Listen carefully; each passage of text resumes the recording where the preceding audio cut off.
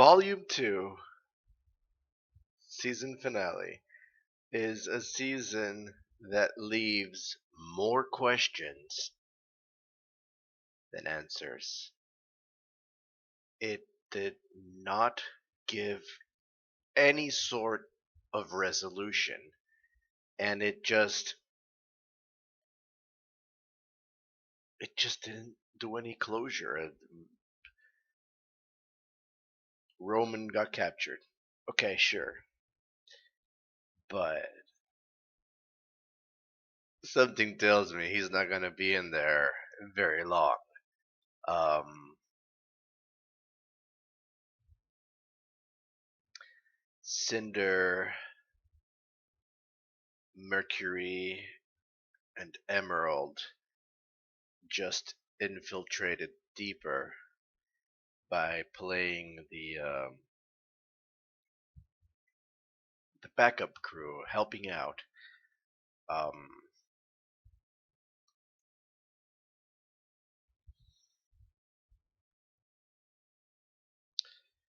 Ironwood is allowing events to happen. James is he's he's allowing a council. I'm guessing the Council of Nations or something. He's allowing the council to go ahead and appoint him to use his massive array of troops and military power to be in charge of security for the tournament that's coming up. I've heard about it, but I'm not exactly sure what it comprises or anything yet at this point. But there's some sort of tournament coming up.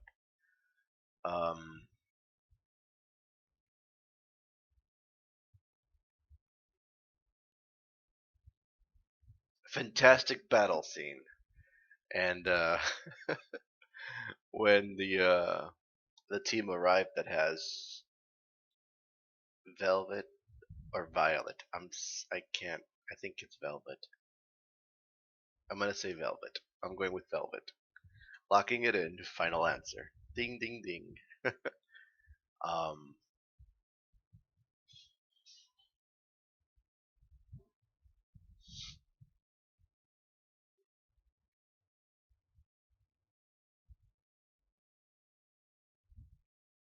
Coffee. I think the team name is Coffee. Um, when they arrived, I'm guessing the one with the Gatling gun. Holy crap! Is a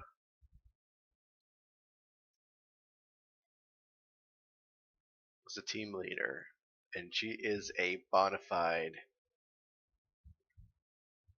bad bums, you know. um,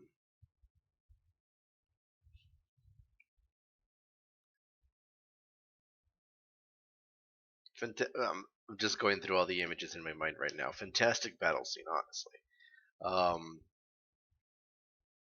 Cavalry rolls in. The military flexes their power a little bit. Um, the robots apparently are doing good. Um, they have very little, I'm guessing, evasive or self-preservation programming done because they just stand there and take it like it is, you know. Pop, pop, pop, pop. Poof. They don't dodge. They don't move away from attacks. Um, things to consider, Atlas, for your robotics program. The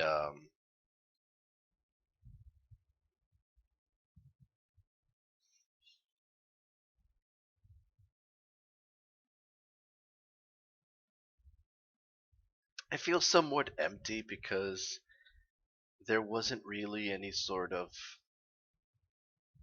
major resolution, and in this series finale episode.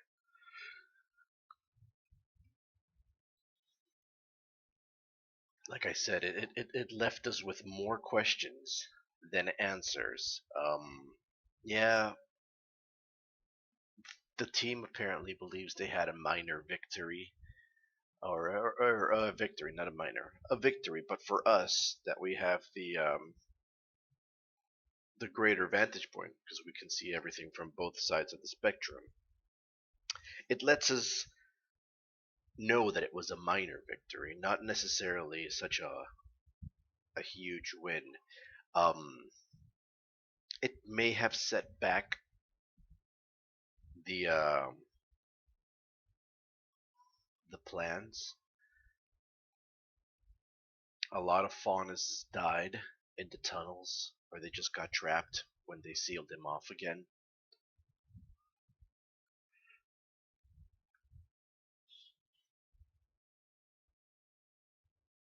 But then Adam still seems committed to the cause of Cinder.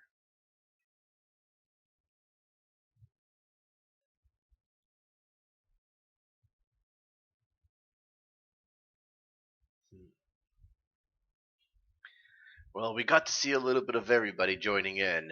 Um, we already seen Oobleck and how OP he can be, but we finally saw Professor Port. Ha ha! Came in with his blunderbuss slash axe and barrage of fire. Was his attack with Professor Doctor Oobleck. Um,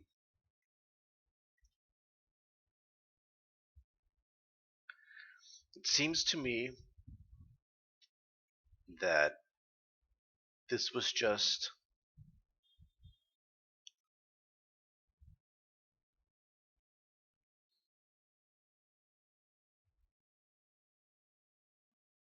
I don't know if this was the end game plan, and then when it got thwarted in a way, they had to adapt and change their approach to things,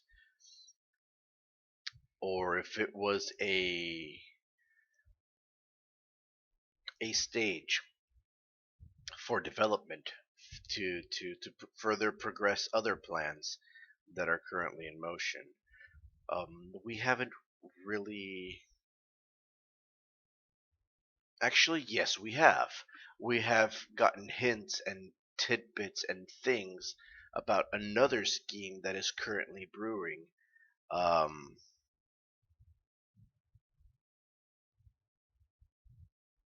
because the communication tower suffered an attack, and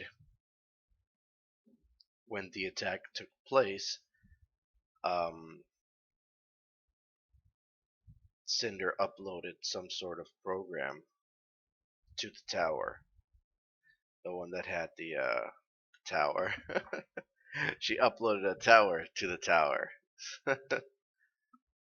but but that's something that we haven't gotten an answer for yet. Um, I'm not exactly sure what. Excuse me, I'm so yawnful. I'm not exactly sure what the purpose of that was. Um,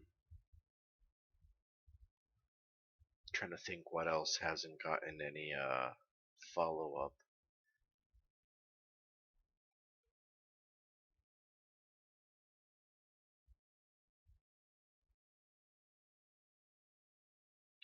Why are they infiltrating deeper into the Beacon Academy? Um,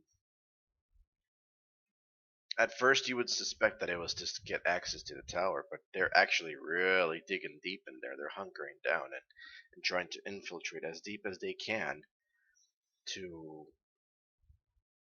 I'm still not sure.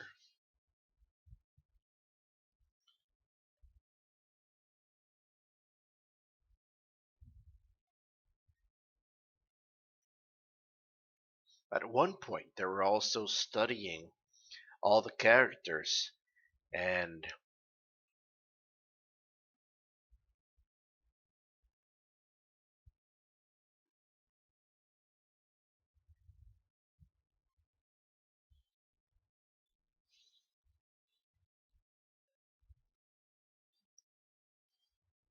yeah, At one point, Mercury fought with Pyrrha just to get an understanding on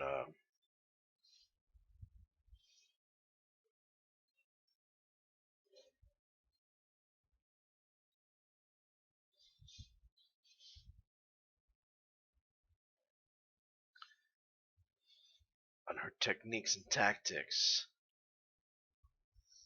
Hmm.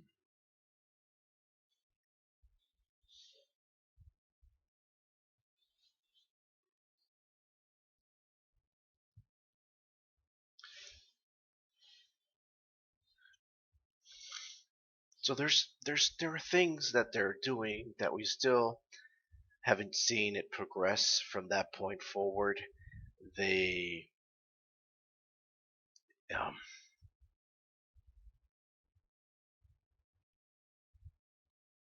so there's more. There's more. There's a bigger plan underway, and this was just probably a small stage in the progress. Um, so yeah, it's not. I don't. I don't. It doesn't feel like a volume finale. It feels like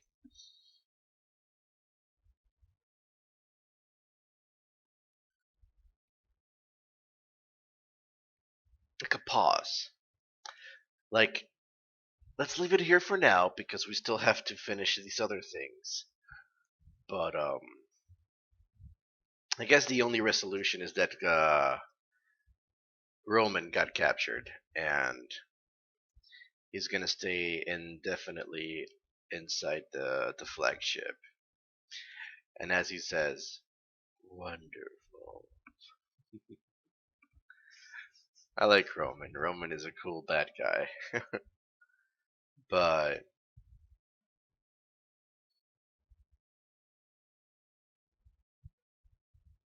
let's talk about the ending.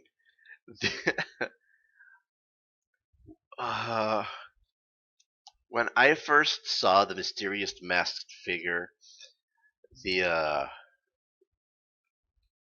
first, the first, the first, not, not, well, gosh, I'm slow on words today.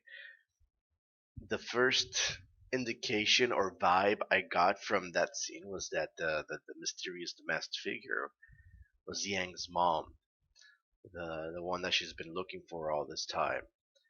And just because of her actions and the way she looks back and then goes through the portal and just goes somewhere else, and also defending Yang.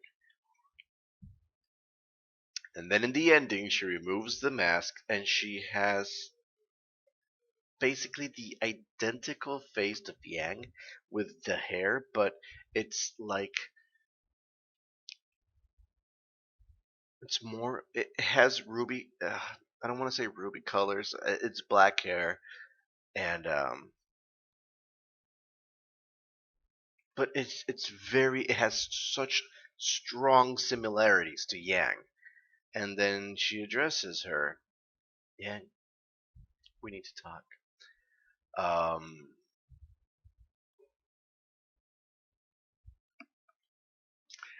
they never said if she was her mom or she wasn't her mom, but the indication is so strong here. It's so there that I'm gonna say it is. I'm gonna say that the mysterious woman is Yang's mom, and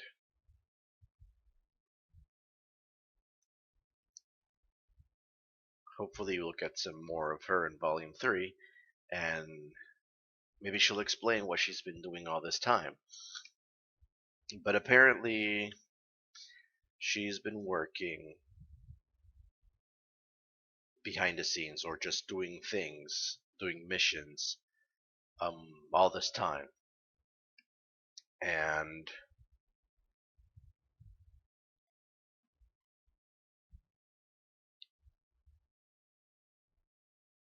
hmm, so that's something to keep in mind. Moving on to Volume 3. Predictions at this point, we're gonna probably get more story development because the season finale of Volume 2 was, like I said, not complete.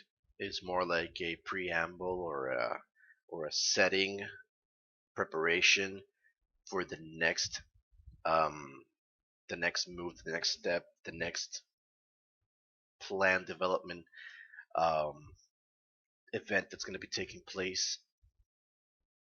But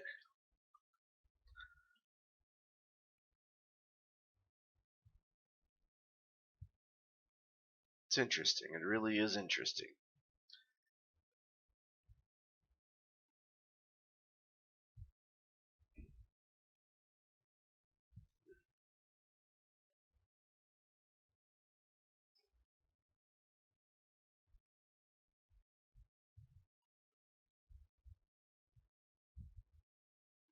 Penny was absent from the last episode. I thought she was going to swarm in with the military and help out.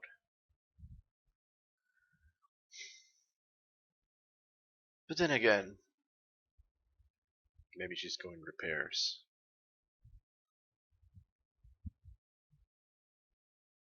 Hmm. No, because they saw her again at one point.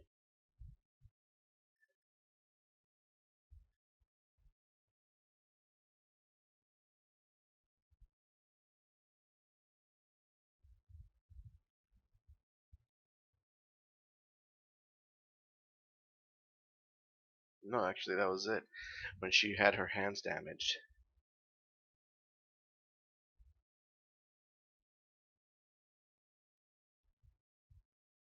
Hmm.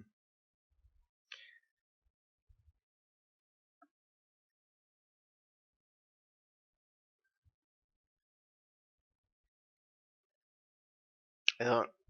I don't have much information to go into here. I'm trying to think about everything that has transpired. I'm not gonna go into the full volume 2 because that's gonna be later on in my next video for when I listen to the songs and I talk about the entire volume as a whole and think about all the progress that it's done and differences and stuff. But it was season finale was a beautiful fight scene, um, setting the stage for the next steps.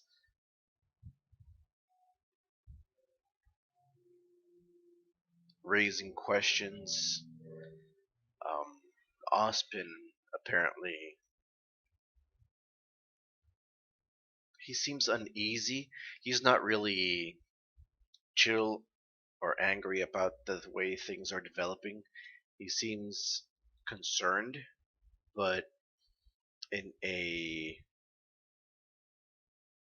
passive state, like neutral. He probably might not react until it's required of him to step up and take action. But then again, that is his approach to things based on the information that we've heard so far. Um, do you send your flag bearer or do you send your scouts? And so he's currently, I'm guessing, still in the scouting stage, not paying attention to the council because apparently they might be ignorant, they don't understand, or they just have their own interests to pursue. If that's the case, communication is key in this point, and a lot of these the council doesn't know situations. Not completely avoided, but they could be mitigated. They could be the word I'm looking for is de-escalated. They could be brought down to a level that even though they still don't understand what the situation may be, at least they have an idea and they might have their own opinions, but they need to entrust the people that they have focused or placed in these positions. But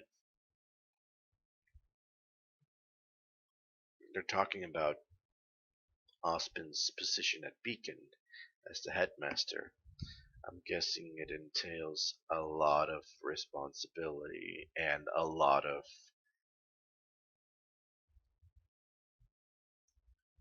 knowledge and access to information that a lot of other people might not have entry to, and also mission planning when sending out students. There is a chance that he's also involved with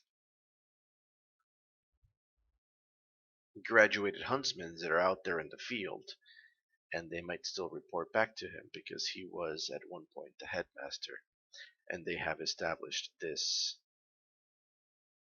the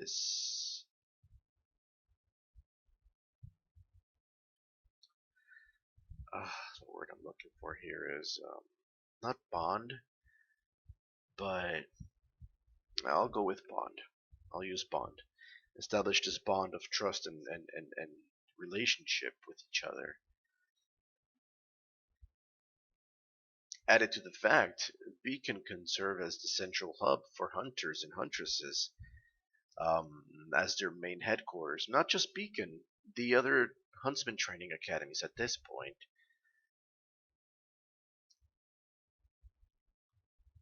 When they graduate their hunters and huntresses, they go out in the field. I don't think they have some sort of huntsman huntresses guild association or anything like that, or some sort of network place where they can go get information, get missions. It's mostly they just probably report back to their headquarters, or if they're doing their own solo missions, they do their own solo missions. Um, at one point in time, we were listening to them talking about Ruby's uncle, Crow, I think it was, and so they still have access to the hunters and huntresses that are out there. So maybe the training academies are the central hub for them to report to or to deliver information. So Ospin's position is actually very powerful. One could go on a limb here and say that he is the director of the hunters and the huntresses. At one point, he has not control over them, but he is foreseeing and receiving all the information that they are providing from the field. It's a big seat to fill. Huh.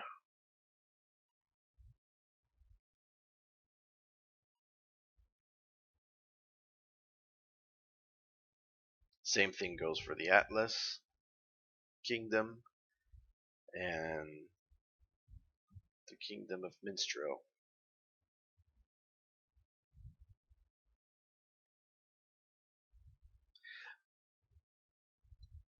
Do we know who the leaders or the headmasters for these academies are yet? I can't. I don't think we do. I don't think we know at this point. We just know Ospin. James is from Atlas.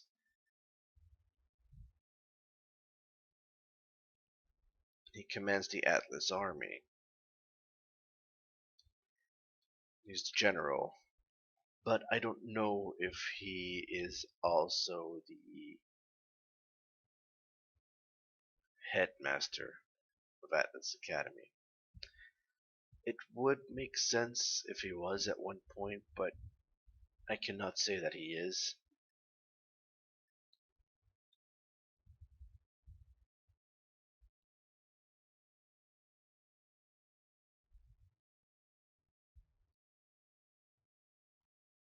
Atlas is kind of militarized in a way.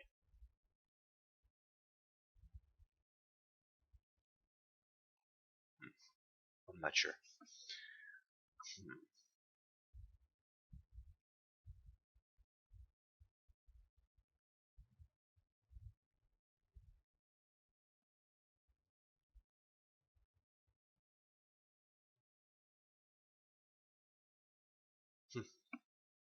I don't know.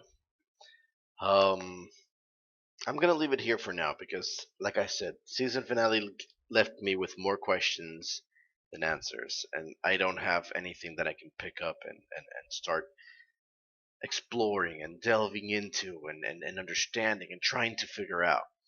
Um, we had a fight scene. We had the plot for the adversaries. They were progressing their plans apparently accordingly, even though they had to speed up some parts of the plan. It's still apparently everything seems to be okay. Because as Cinder said, I would call today a success. And then, yeah, those kids got in the way though. That really muddled things up. But still, it seems that the outcome of everything was a positive one for them. Alex came into the picture. I don't know if they'll listen to us, but they'll listen to me. And so things are developing. There are things that are currently in motion, things that are currently underway, but we don't have quite the specifics just yet. We have the hints, but we can't do anything with them at this moment. So I'm gonna leave it here for now. We're gonna move on. Coming up next would be the audio tracks and my final thoughts on Volume 2 as a whole. Um, so thank you so much for watching. I greatly appreciate your support and everything that you guys do, your comments. For those of you that subscribed to receive notifications of all the things, thank you for that. And it tells me that you guys are interested in what I do and you enjoy my videos, and that is really humbling. So thank you so much to all my Patreon supporters. You guys are awesome for going out of your way and helping out with whatever you can do, and I appreciate it so much. So thank you. And that's it. So thank you so much for watching, and I'll see you in the next video. Take care. Bye bye. ふわふわふわふわふわふわりくるくるくるくるくるくる回るのふわふわふよふよふわふわりうるるくるくるふわふわ飛び出したのおやおやふよふよふえる頭ふよふよふわふわり飛び出すよふよふよふわふわふわふえる頭ふわふわふわわふわ飛び出すよ